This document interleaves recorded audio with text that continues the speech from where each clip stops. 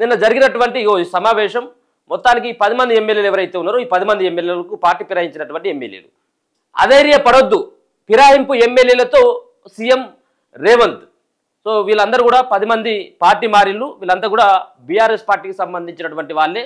బండ్ల కృష్ణమోహన్ రెడ్డి, దానం నాగేందర్, కడియం శ్రీహరి, తెల్లం వెంకట్రావు, గూడెం మహిపాల్ రెడ్డి, కాల యాదయ్య, సో ఇంకా అరకపూడి గాంధీ, పోచారం శ్రీనివాసరెడ్డి, ఇట్లా సంజయ్, వీళ్ళందరూ కూడా పార్టీ మారినటువంటి వాళ్ళు. సో బీఆర్ఎస్ పార్టీలో గెలిచి వాళ్ళంతా కాంగ్రెస్ పార్టీలోకి వెళ్ళినటువంటి వాళ్ళు. వీళ్ళందరిపైన చర్యలు తీసుకోవాలని చెప్పేసి బీఆర్ఎస్ పార్టీకి సంబంధించినటువంటి కేపీ వివేకానంద కావచ్చు, పాడి కౌశిక్, అలాగే కేటీఆర్ సైతం కూడా కోర్టులు ఆశ్రయించడం జరిగింది. వీళ్ళందరిపైన అనర్హత వేటు వేయాలని. సో వీళ్ళందరూ ఏమో కానీ ఇక్కడ దానం నాగేందర్, మొదట్లో ఉన్నటువంటి దానం నాగేందర్ పైన అనర్హత వేటు పడేటువంటి అవకాశం అయితే స్పష్టంగా కనబడతా ఉన్నది. సో వాళ్ళందరూ కూడా 3 నెలల టైమే సుప్రీంకోర్టు గడువు పెట్టడం కొంత ఆందోళన చెందుతూ ఉన్నారు. కాబట్టి వాళ్ళను ధైర్యం నింపేటువంటి ప్రయత్నం నిన్న రేవంత్ రెడ్డి చేసి ఏమని చెప్పిందన్నటువంటి విషయాన్ని ఒకసారి చూసుకుందాం. అధైర్యపడొద్దు ఫిరాయింపు ఎమ్మెల్యేలతో సీఎం, లీగల్ సపోర్ట్ పక్కాగా ఉంటుంది, టాప్ లాయర్లతో ఫైట్ చేద్దాం, నిధులు నియోజకవర్గాల అభివృద్ధిపై నో టెన్షన్, మీ నమ్మకం వమ్ము కాదు, గంటకు పైగా కొనసాగిన చర్చలు, కడియం గైర్హాజరు, దానం డల్గా ఉన్నాడట. సో ముగ్గురి పైన ప్రత్యేకంగా కడియం శ్రీహరి విషయంలో వాళ్ళ కూతురికి టికెట్ ఇప్పించుకొని ఎంపీగా, వరంగల్ ఎంపీగా వాళ్ళ కూతురుకు టికెట్ ఇప్పించుకున్నాడు. అలాగే కాంగ్రెస్ పార్టీ కండువా కప్పుకున్నాడు. వీళ్ళందరూ కప్పుకున్నారు. కొంతమంది ఏమో నేను ఈ కండువా కప్పుకోలేదు, దేవుని కండువా కప్పుకున్నా, లేకపోతే జాతీయ జెండా కప్పుకున్నా, ఇంకేదో కండువా కప్పుకున్నా అని చెప్పేసి కొంత బుకాయించేటువంటి ప్రయత్నం చేస్తూ ఉన్నారు. 5గురికి ఇప్పటికే స్పీకర్ గడ్డం ప్రసాద్ గారు 5గురికి ఇప్పటికే నోటీసులు ఇచ్చిండు. కొంతమంది వివరణ సైతం ఇచ్చిండు. కొంతమంది మేము పార్టీ మారలేదు, మేము బీఆర్ఎస్లో ఉన్నామని కొంతమంది చెప్పుకొచ్చేటువంటి ప్రయత్నం చేసిండు. చాలా దాంట్లో ఉన్నటువంటి న్యాయ నిపుణులు ఎవరైతే ఉంటారో వాళ్ళతో పాటు ఈ భేటీలో వీళ్ళు కూడా ఎమ్మెల్యేలు కూడా పాల్గొన్నారు.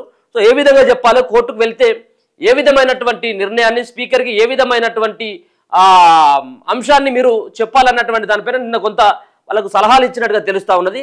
ఏదేమైనప్పుడు కూడా కొంత దానం నాగేందర్ డల్గా ఉండి కడియం శ్రీహరి రాకపోవడం ఇద్దరిపైన, అంటే ఒక పక్కన బిడ్డ గెలుపు కోసం, కడియం కావ్య గెలుపు కోసం కడియం శ్రీహరి జెండా కప్పుకొని కాంగ్రెస్ పార్టీ కండువా కప్పుకొని ఆయన ఊరు తిరిగిండు. అది బహిరంగంగా కనబడతా ఉన్నది. ఇక దానం నాగేందర్ అంటే ఏకంగా కాంగ్రెస్ పార్టీ బీఫామ్ పైన సికింద్రాబాద్లో పోటీ చేసిండు ఎంపీగా. వీళ్ళిద్దరు డౌటే. ముఖ్యంగా దానం నాగేందర్ అయితే ఇక అది రాసి పెట్టుకోవాల్సిందే, ఖైరతాబాద్లో ఉప ఎన్నిక అనేది. సో వీళ్ళందరికీ ధైర్యం నింపేటువంటి ప్రయత్నం చేసిండు. సో టాప్ లాయర్లను పెట్టి ఫైట్ చేస్తున్నట్టు ఈయన. ఎందుకు సార్ మరి టాప్ లాయర్లు? వీళ్ళు ఏ దేశానికి సేవ చేసిండు? వీళ్ళు ఏ సమరయోధుల, స్వాతంత్ర సమరయోధుల కుటుంబాల నుంచి వచ్చిందా, లేకపోతే మన అమరవీరుల కుటుంబాల దగ్గర నుంచి వీళ్ళు వచ్చినటువంటి వ్యక్తులు? వీళ్ళ కోసం టాప్ లాయర్లను పెట్టి చేసిందే ఇది బుద్ధకో పని. ఎవరు చేసిన? గతంలో కేసీఆర్ చేసిండు, ఆయనది ఈరోజు బయటపడింది. సో ఆ పాపాలు, ఆ రోజు చేసినటువంటి పాపాలు ఈరోజు అనుభవిస్తూ ఉన్నాడు కేసీఆర్. పార్టీలు లేకుండా, ఎల్పీలు లేకుండా, మొత్తానికే కాంగ్రెస్ ఎల్పీలు లేకుండా మొత్తం విలీనం చేసుకున్నాడు. టీడీపీ పార్టీలు లేకుండా మొత్తం ఖతం చేసిండు గతంలో ఉన్నటువంటి కేసీఆర్. ఇప్పుడు ఆయన తీరుగానే, ఆయన దారిలోనే ఇలా రేవంత్ రెడ్డి నడుస్తున్నాడు. ఇప్పుడు వీళ్ళు ఎవరి కోసం నియోజకవర్గంలో ఉన్నటువంటి ప్రజలు ఇబ్బంది పడతా ఉన్నారు.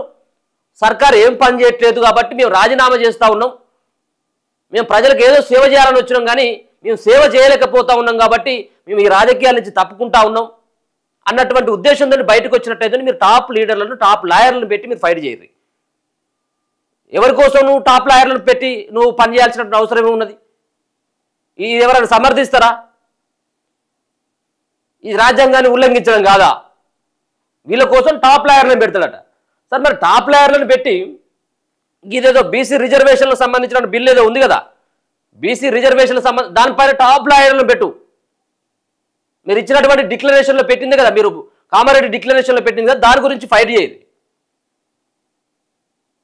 టాప్ లాయర్లను పెట్టి వీళ్ళ కోసం కొట్లాడతాడట.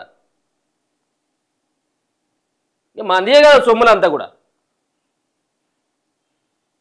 పార్టీ మారిన ఎమ్మెల్యేకు సీఎం రేవంత్ రెడ్డి పూర్తి భరోసా ఇచ్చారు. టెక్నికల్, లీగల్ ఇష్యూలను పరిష్కరించేందుకు పార్టీ ప్రభుత్వం అండగా నిలుస్తుందని తెలిపారు. ఎవరు అధైర్యపడాల్సిన అవసరం లేదని స్పష్టత ఇచ్చారు. 100% లీగల్ సపోర్టు లభిస్తుందని చెప్పేసి వాళ్ళకేదో చెప్పేటువంటి ప్రయత్నం చేసిండు. 100% లీగల్ సపోర్ట్ ఉంటుందని వివరించిందట. అవసరమైతే ఢిల్లీలో టాప్ అడ్వకేట్లతో ఫైట్ చేసేందుకు ప్లాన్ చేద్దామని ఎమ్మెల్యేలకు ధైర్యం చెప్పారు. ఆదివారం పార్టీ మారిన ఎమ్మెల్యేలతో జూబ్లీహిల్స్లో తన నివాసంలో సీఎం ప్రత్యేకంగా భేటీ అయ్యారు. ఈ సమావేశంలో డిప్యూటీ సీఎం బట్టి విక్రమార్క, మంత్రులు పొంగులేటి శ్రీనివాసరెడ్డి, శ్రీధర్ బాబుతో పాటు additional advocate general Rajinikanth Reddy కూడా పాల్గొన్నారట. సుమారు గంటకు పైగా కొనసాగిన మీటింగ్లో ఒక్కో ఎమ్మెల్యే నుంచి అభిప్రాయ సేకరణ చేశారు. సమావేశానికి కడియం శ్రీహరి గైర్హాజరు కాగా దానం నాగేందర్ తన అసంతృప్తిని వ్యక్తపరిచినట్లు సమాచారం అందుతా ఉన్నది. వీళ్ళతోటి కాంగ్రెస్ పార్టీకి వచ్చినటువంటి ఒక్క పైసా లాభం ఏందో రేవంత్ రెడ్డి గారు చెప్పాలి, లేకపోతే పిసిసి అధ్యక్షుడైనటువంటి మహేష్ కుమార్ గౌడ్ అయినా చెప్పాలి. వీళ్ళ కోసం నయా పైసా ఉపయోగం లేదు కాంగ్రెస్ పార్టీకి, ఇంకా మచ్చే తప్పించి. ఇక్కడ ఉన్నటువంటి కడియం శ్రీహరికి ఆ ఇంద్ర అటున్నటువంటి స్టేషన్ గణపూర్ ఇన్ఛార్జిగా కాంగ్రెస్ పార్టీ ఇన్ఛార్జిగా ఉండి మొన్న జరిగినటువంటి ఎన్నికల్లో సింగపూరం ఇంద్ర ఎవరైతే ఉన్నారో వాళ్ళిద్దరి మధ్యలో చిచ్చులు అయిపోయినాయి. సో దాని తర్వాత ఇక్కడ ఉన్నటువంటి చాలా మంది కడియం శ్రీహరి కావచ్చు, దానం నాగేందర్కు సంబంధించినటువంటి ఖైరతాబాద్లో ఇష్యూ అయినా, దాని తర్వాత గూడెం మహిపాల్ రెడ్డి, అక్కడ శ్రీనివాస్, సో అది కూడా పటాన్ చెరువులో ఇది ఇష్యూ అయినా, దాని తర్వాత బండ్ల కృష్ణమోహన్ రెడ్డి గద్వాల్లో ఆమెకు ఈయనకు సరితకు లొల్లేనా, ఎక్కడ చక్కగా ఉన్నది. వీళ్ళందరితోటి పూర్తి స్థాయిలో కాంగ్రెస్ పార్టీ డీలా పడిపోయింది. వీళ్ళతోటి కాంగ్రెస్ పార్టీకి వచ్చినటువంటి లాభం లేకపోగా ప్రజలకు వచ్చేటువంటి లాభం ఏమైనా ఉన్నదంటే అది కూడా శూన్యం, ఏం లేదు. వీళ్ళ కోసం టైం వేస్ట్ తప్పించి. పార్టీ మారలేదని చెప్పండి.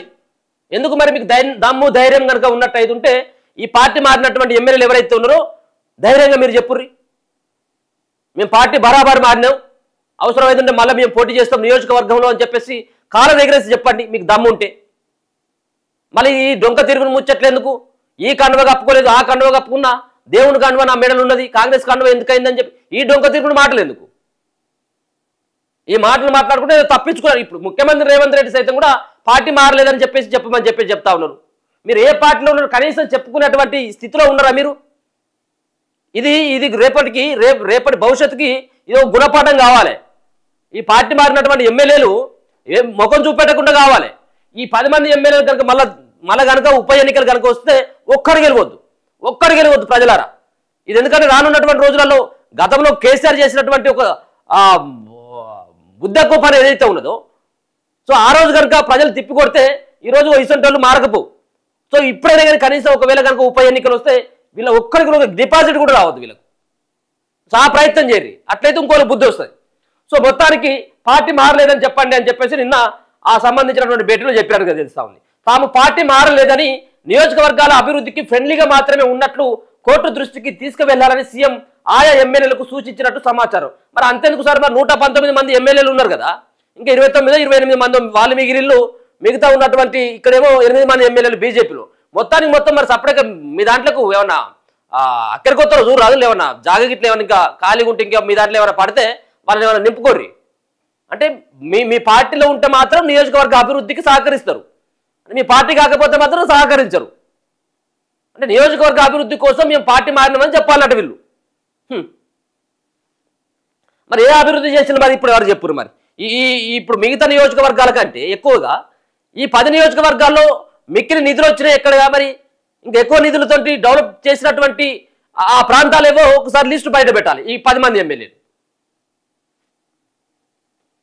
తాము పార్టీ మారలేదని, నియోజకవర్గాల అభివృద్ధికి ఫ్రెండ్లీగా మాత్రమే ఉన్నట్లు కోర్టు దృష్టికి తీసుకువెళ్లాలని సీఎం ఆయా ఎమ్మెల్యేలకు సూచించినట్లు సమాచారం. ఆ తర్వాత ఎలాంటి లీగల్ సమస్యలు ఎదురైనా పార్టీ ప్రభుత్వం అండగా నిలుస్తుందని పూర్తి స్థాయిలో హామీ ఇచ్చినట్లు ఓ ఎమ్మెల్యే ఆఫ్ ది రికార్డులో చెప్పారు. అంతేకాక నియోజకవర్గాల అభివృద్ధికి అవసరమైన నిధులకు డోకా లేకుండా చూసుకుంటానని సీఎం చెప్పారు. పార్టీని నమ్ముకొని వచ్చిన వాళ్లకు ఎలాంటి నష్టం జరగనీయనని ధైర్యం చెప్పినట్లు తెలిసింది. ఇక లీగల్ గా ఎలా ముందుకు వెళ్తామనే అంశంపై ఒక్క ఎమ్మెల్యే నుంచి వ్యక్తిగత అభిప్రాయాలను కోరగా ఢిల్లీలో అడ్వకేట్లను నియమించాల్సిందేనని పలువురు చెప్పారు. దీనికి సీఎం ఓకే చెప్పారు. తమ నియోజకవర్గాల్లో అభివృద్ధి పనులకు ప్రత్యేక నిధులు కేటాయించాలని కోరగా అందుకు సమ్మతి తెలిపినట్లు సమాచారం. ప్రస్తుత రాజకీయాలను సైతం వీరు చర్చించారు. ఇప్పుడు అసలే మొత్తం రాష్ట్రం అంతా దివాలా తీసిపోయింది, ఖాళీ సంచుల కాడ కొట్లాట అవుతా ఉన్నది. అది ఉన్నటువంటి మొత్తం అంతా కూడా ఖజానంతా కాడ ఖాళీగా అయిపోయింది అని చెప్పేసి రేవంత్ రెడ్డి పదే చెప్తా ఉన్నాడు. అప్పలకని పోయినట్టయితే ఉంటే దొంగను చూసినట్టు చూస్తాను, చెప్పులు కూడా ఎత్తుకపోయేట్టుగా మమ్మల్ని ఢిల్లీలో చూస్తానని చెప్పేసి రేవంత్ రెడ్డి చెప్పిళ్ళు. అసలు నియోజకవర్గ అభివృద్ధికి నిధులే లేవు. ఇంకా ప్రత్యేకమైనటువంటి నిధులు ఇంకా ఎక్కడి నుంచి వస్తాయి? ఇది జోక్ ఆఫ్ ద ఇయర్ కదా. ప్రత్యేక నిధులు వస్తాయి, ఇంకా ప్రత్యేక పార్టీ మారినటువంటి ఎమ్మెల్యేలకు ఇంకా ఆ నిధులు కాకుండా వచ్చేటువంటి నిధులు కాకుండా ఇంకా వేరే నిధులు అంట. మళ్ళీ ఇంకా చెప్పుకోవడానికి బాగానే ఉంటుంది, చేసే కాడికి అసలైనటువంటి సమస్య చేసే కాడ ఇచ్చే కాడ వస్తుంది. ఇదే ఢిల్లీలోని అడ్వకేట్లను నియమించాలట. ఈ పురుషోత్తములకు ఢిల్లీలో ప్రత్యేకమైనటువంటి అడ్వకేట్లు కొట్లాడేదానికి వీళ్ళు కేసు గెలవాలి కదా. ఇప్పుడు రేవంత్ రెడ్డి ఇచ్చేది కాదు పైసలు, ఢిల్లీలో ఉన్నటువంటి అడ్వకేట్లకు ఇక్కడ వీళ్ళు ఇచ్చేది కాదు, ప్రజల సొమ్ములు. రాజీనామా చేస్తా అంగీకరించండి, కానీ రాజీనామా చేసి మళ్ళీ పోటీ చేస్తారని ఎమ్మెల్యే దానం నాగేందర్ చెప్పగా, ఎస్ వాస్తవంగా దానం నాగేందర్ గర్ల్స్కి హ్యాట్సప్ చెప్పాలి, హ్యాట్సప్ చెప్పాల్సిందే. నువ్వు నిజంగా పార్టీ మారినవు. సో పార్టీ మారినప్పటికీ కూడా కాలం ఎగురేసుకొని మళ్ళీ పోటీ చేస్తారని చెప్పిన చూసిన ఒక ముఖ్యమంత్రి దగ్గర ఇది మిగతా ఉన్నటువంటి 9 మంది చేయని, ఈ 9 మంది చేసి మళ్ళీ ప్రజాక్షేత్రంలోకి వెళ్ళి గెలిస్తే అప్పుడు మీరు నిజంగా మీరు ప్రజలతో ఉన్నటువంటి వ్యక్తులుగా, ప్రజలు మిమ్మల్ని కోరుకుంటున్నట్టుగా గుర్తిస్తారు జనాలు కూడా. సో ఇదంతా కాకుండా డొంక తిరుగుడు కోట్లకు పోయి డొంక తిరుగుడు అక్కడ అబద్ధం చెప్పి పార్టీ మారలేదని చెప్పి అంతేందుకు ఇక్కడ దానం నాగేందర్ చెప్పినట్టు కదా తాను రాజీనామా చేసి మళ్ళీ పోటీ చేస్తారని. మరి ఆ దమ్ము ధైర్యం మీకు ఎందుకు లేదు మిగతా వాళ్ళకి? ఆయన చెప్తే సీఎం ఏమని చెప్పినట్ట అంటే, ఇప్పుడు ఎట్లా దానం నాగేందర్ ఆయన రాజీనామా చేసినా చేయకపోయినా అక్కడ ఉప ఎన్నిక వచ్చేది. సో ఆయన ముందుగానే గ్రహించి చెప్పొచ్చేమో చెప్తే, కానీ ఆ మాట కూడా అన్నాడు చూసి, అది గ్రేట్. సీఎం వెయిట్ చేయాలని సూచించారని తెలిసింది. ఈ అంశంపై పూర్తి స్థాయిలో స్టడీ చేసిన తర్వాతనే ముందుకు సాగుదామని వెల్లడించినట్లు సమాచారం. తన రాజీనామాను ఆమోదించి జూబ్లీహిల్స్ తో పాటే ఖైరతాబాద్కు ఉప ఎన్నికలు నిర్వహించాలని దానం ప్రపోజల్ పెట్టగా సీఎం పరిశీలిద్దామని చెప్పినట్లు తెలిసింది. సో మొన్న ఒక వార్త వచ్చింది. సో జూబ్లీహిల్స్ అండ్ ఖైరతాబాద్కు ఉప ఎన్నిక వస్తూ ఉంది. సో ఒక పక్కన ఖైరతాబాద్లో దానం నాగేందర్ తప్పుకొని జూబ్లీహిల్స్ లో పోటీ చేసేటువంటి అవకాశం ఉంటుంది. సో ఇక్కడ ఖైరతాబాద్లో ఇంకొక కొత్త అభ్యర్థికి ఛాన్స్ వచ్చేటువంటి ఆ ప్రయత్నం చేస్తా ఉన్నాడు. 2 ఎన్నికల బాధ్యతలని దానం నాగేందర్ దగ్గరుండి పెట్టుబడులు కానీ మిగతా వ్యవహారాలంతా కూడా నేనే చూసుకుంటా, ఇద్దరు గెలుపు కోసం నేనే ఛాలెంజ్ గా తీసుకొని పనిచేస్తా ఉన్నా అని దానం నాగేందర్ మొన్న కొంత సన్నిహితుల దగ్గర చెప్పినట్టుగా కొన్ని వార్తలు వచ్చినాయి. సో ఇప్పుడు అదే సంబంధించినటువంటి వార్తకి ఒక ప్రయారిటీ అయితే లభించడం జరిగింది. సో ముఖ్యంగా దానం నాగేందర్ వ్యవహారం కూడా అదే. ఎట్లాగూ ఖైరతాబాద్కు ఉప ఎన్నిక వస్తుంది, ఖైరతాబాద్లో కొంత ప్రజలు కొంత తిరగబడేటువంటి అవకాశం ఉంటుంది కాబట్టి నెక్స్ట్ జూబ్లీహిల్స్లో ఏదైతే మొన్న చనిపోయినటువంటి మాగంటి గోపిరాజు చనిపోయినటువంటి ఈ నియోజకవర్గం జూబ్లీహిల్స్ నియోజకవర్గం ఏదైతే ఉందో అక్కడ ఆయన నిలబడాలని చెప్పేసి ఆయన ప్రయత్నం చేస్తా ఉన్నాడట. సో దానికోసం కూడా సీఎం పరిశీలిద్దామని చెప్పిందట. దీనిపై దానం తన అసంతృప్తిని వ్యక్తపరిచినట్లు సమాచారం. ఫిరాయింపు ఎమ్మెల్యేల అనర్హతపై సుప్రీంకోర్టు 3 నెలల్లో నిర్ణయం తీసుకోవాలని జూలై 31న తీర్పునిచ్చింది. జూలై 31, ఆల్రెడీ ఆగస్టు 31 అయిపోయింది. ఇప్పుడు 7వ తారీఖు 8వ తారీఖు. సో మొత్తానికి ఏదైతే పార్టీ ఫిరాయించినటువంటి ఎమ్మెల్యేల పైన నిర్ణయం తీసుకోవాలని చెప్పేసి జూలై 31న సుప్రీంకోర్టు చెప్పింది, 3 నెలల టైం ఇచ్చి. సో అది దగ్గర పడతా ఉన్నది. పార్టీ మారినటువంటి 10 మంది ఎమ్మెల్యేలకు నోటీసులు కూడా ఇచ్చిండ్రు. 4 వారాల గడువు ఇవ్వడంతో దీంతో పలువురు ఎమ్మెల్యేలు వివరణ కూడా ఇచ్చారు. తదుపరి స్పీకర్ సుప్రీంకోర్టు నిర్ణయంపై ఉత్కంఠ నెలకొన్నది. మరి స్పీకర్ ఏం చెప్పబోతా ఉన్నాడు? ఇప్పుడు వీళ్ళందరి దగ్గర నుంచి స్టేట్మెంట్ సుప్రీంకోర్టు తీసుకోవట్లేదు. సో వీళ్ళందరూ స్పీకర్ దగ్గర వీళ్ళ యొక్క వివరణ ఇవ్వాలి, ఈ వివరణని సుప్రీంకోర్టుకు సమర్పించాలి. సో ముఖ్యంగా ఇది జరుగుతూ ఉంది కాబట్టి ఆల్రెడీ నెల అయిపోయింది కాబట్టి ఇప్పుడు అది దీనిపైన నిర్ణయం తీసుకోవాల్సిన అవసరం ఉన్నది. వీళ్ళు ఏం చెప్పాలన్నటువంటి దానిపైన ఇప్పటికే ముఖ్యమంత్రి రేవంత్ రెడ్డి వాళ్ళకు చెప్పినట్టుగా తెలుస్తా ఉన్నది. సో ఇది పార్టీ మారినటువంటి ఫిరాయింపుల పైన ముఖ్యమంత్రి రేవంత్ రెడ్డి వాళ్ళతోటి భేటీ అయిండు. వాళ్ళతో పాటు అడ్వకేట్లను తీసుకుపోయి కూడా ఏం చేయాలన్నటువంటి దానిపైన సుమారుగా 1 నుంచి 1.5 సేపు వాళ్ళతో మాట్లాడినట్టు. సో అది అట్లా ఉంటే